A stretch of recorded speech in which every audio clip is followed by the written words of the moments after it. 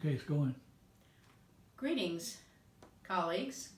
I'm Janet Myers. I have a BA in history from Berkeley and an MA and doctorate from UNF in educational leadership, and I've enjoyed a long career in elementary education and hope to share one of the projects that I worked on during my career to improve students' reading. Back when I was teaching in the late 60s, hard to believe, we did basal readers with ability groups. And the second year I taught, I had 38 students in my room, so that meant I had 4 groups preparation every day. Took a lot of the afternoon and evening. My district didn't believe in having workbooks, so I had to produce all the materials. Not too much into it. My top group, I said that they all read really well. Why would we waste our time in the basal reader work? So I started working with them independently in books they wanted to read. And then not too much further into that, I noticed the other kids were turning around in their seat and wanted to get in on the conversations about the books the kids were reading. And it really made me realize that a lot that we were doing was kind of busy work. So that motivated my quest to find a way that students could read independently and how to evaluate their comprehension. I know some of you are saying, but that's what we do today. Yes, curriculum has evolved over the decades and we do a lot more of this today.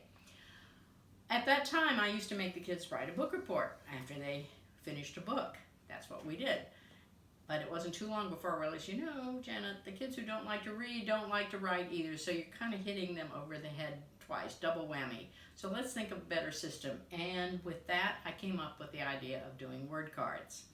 Word card is a 3x5 card. I had the kids write down the title and author, and during the book they were to find interesting words in the book. One every 10 pages or every chapter, and at least I realized they would have turned all the pages in the book. They had to write the page number. They found the word. And we played games with the words. We used the word cards to follow up with book chat. The only problem with that is the stack of word cards got so high that I wasn't getting to the kids to talk to them about their book quickly enough. Fortunately, somewhere along the line, I learned the way of doing a quick book check is somebody wanted but so.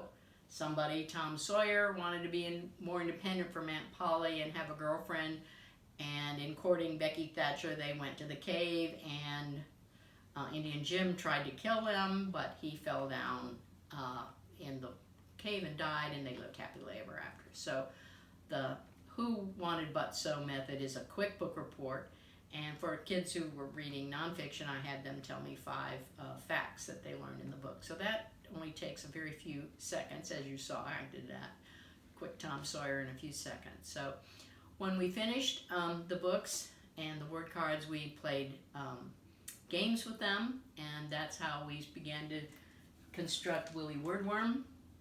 Here's the last Willie that somebody designed in one of my classrooms, one of my students. And when the kids shared their words from their word card, I put them on pieces of worm and attached them to the wall. I must admit, I risked my life doing this. In my early years, I put a chair on top of a table and climbed up and pinned these pieces to the ceiling acoustical tile. So Willie would grow during the year. These are all words I found today from Wind in the Willows, and it is amazing the books that kids read and the words that are in them you wouldn't expect sometimes. They really are kind of SAT words. So I will be glad to share this with you. We'll do an interactive presentation where we'll actually do the system, and you can see it takes about 10 minutes a day. I'll bring all the materials and some books to share with you. So I hope we'll get to work together. Thank you for listening.